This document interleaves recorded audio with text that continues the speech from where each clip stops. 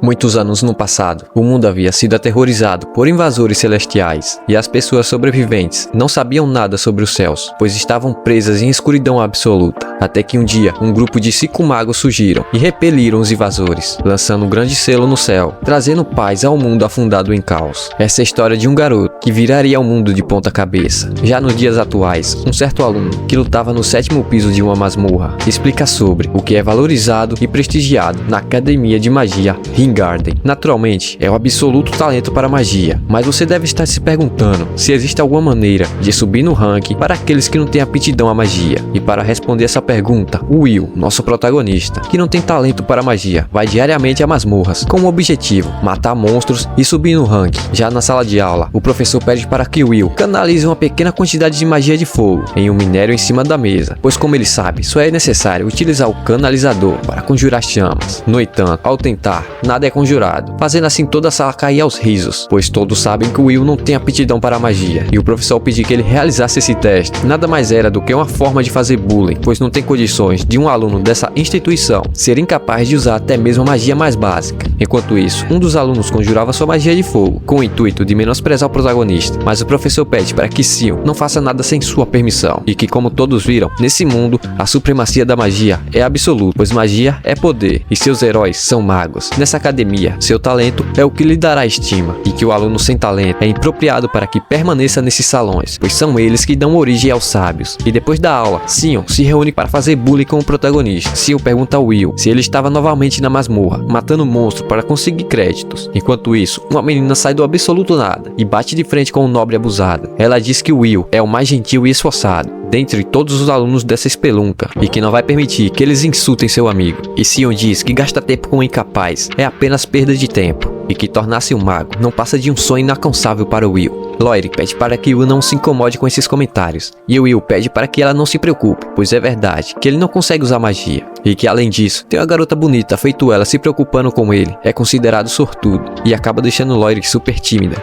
E Will pede desculpa, pois desde sempre ele foi ensinado a elogiar as garotas, e tudo que ele disse são apenas verdades, deixando Loire ainda mais envergonhada. E Will diz que o dia hoje está muito bonito, e Loire fala que os magos mais poderosos continuam defendendo os céus. Muitos anos no passado, o mundo havia sido aterrorizado por invasores celestiais, e as pessoas sobreviventes não sabiam nada sobre os céus, pois estavam presas em escuridão absoluta. Até que um dia, um grupo de 5 magos surgiram e repeliram os invasores, lançando um grande selo no céu, trazendo paz ao mundo afundado em caos. E Loire pergunta se a donzela do gelo, Albis, está cuidando deles hoje. E Will responde que sim, e ela está sentada de frente a uma janela, os observando. E Will tem lembrança do seu passado, onde ele conversava com a garotinha linda de cabelos azuis. Eles estavam falando sobre o sol e a lua estarem flutuando no céu, e que do outro lado há um lindo pôr do sol, que deixa tudo vermelhinho, e fazem uma promessa entre si. Se um dia eles se tornarem magos, irão ver o pôr do sol juntos, lá de cima. Mas isso não era nada além de uma promessa entre crianças, mas seu potencial e talento era imensurável. E Will diz que ela se tornou a primeira jovem a ganhar o título de Magia Vender, e assim partiu para o topo da torre. Mas enquanto a Will, ele não tinha nenhum talento,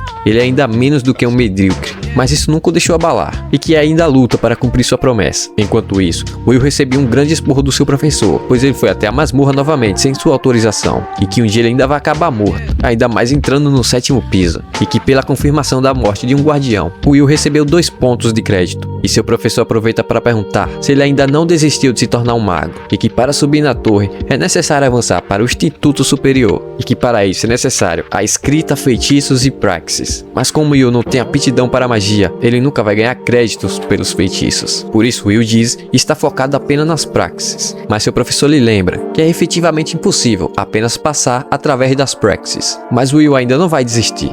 E seu professor lhe fala que já está sabendo que ele não tirou crédito em seus exames mais recentes. E isso significa que ele precisa de 4 pontos de crédito até o final de semana. Então, Will começa a procurar feito um louco em seu caderninho por monstros que valem 4 pontos. Mas esse professor, como é gente boa e gosta demais do Will, começa a falar sozinho e diz que há rumores de um Baskerville no 6º piso e que um certo aluno teórico ainda não o derrotou. Mas sim, o que estava ouvindo atrás da porta decide derrotar o Baskerville antes que Will o encontre, pois assim vai conseguir expulsá-lo da academia. Já na masmorra, Will diz já ter lutado contra o Baskerville, e só é preciso tomar cuidado pelas suas baforadas, pois pode acabar virando um espetinho de espada. Enquanto isso, Sil e seu grupo de pela-sacos estavam procurando pelo Baskerville, quando de repente seu amigo é brutalmente morto e sai voando a quilômetros de distância. E não tão distante dali, Will acaba escutando pelos gritos de alguém que estava sendo atacado e rapidamente se direciona até o local. Chegando lá, ele nota que Sil estava sendo atacado por um sentinela maligno, um monstro que vale 10 créditos, e que seus dois amigos estavam mortos. A magia do Sil não conseguia fazer nem cócegas nele, e Will se pergunta se deveria ajudá-lo, pois por qual motivo?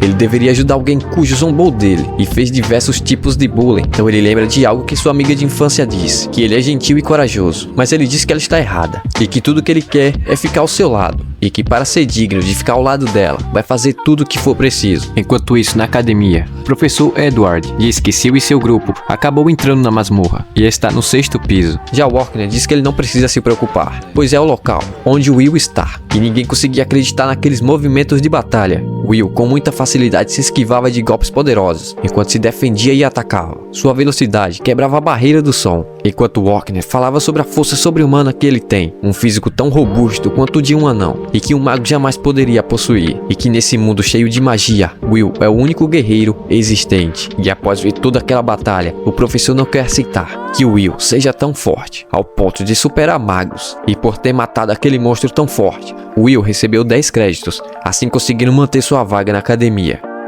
Esta é a história de um garoto que viraria um mundo de ponta cabeça, a união entre varinha e espada.